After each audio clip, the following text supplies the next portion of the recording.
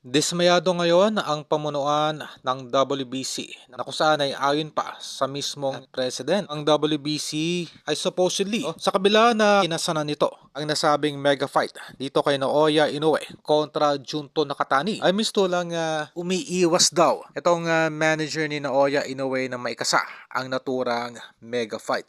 Ito ay atin na naibalita noong nakaraan. Itong mismong manager ni Naoya Inoue na si Ohashi ay tutol sa nasabing matchup ng kanyang alaga kontra dito kay Junto Nakatani. At sa halip ay gumagawa ng justification itong si Ohashi na wala raw mapapala ang kanyang alaga. Wala naman daw legasiya na makukuha yung kanyang alagang si Naoya Inoue kontra dito kay Nakatani. At sa halip ay mas mainam daw na pakyatin na lamang ang kanyang alaga sa featherweight division or sa 126 limit. Well, ito yung naibalita nung nakaraan na kung saan ay nakipag-ugnayan itong si Ohashi sa mismong promoter ni Casimero na si Koki Kameda para sa isang tune-up fight ni Naoya Inoue kontra dito kay Casimero. Nakakalukot man ay misto lang binababa.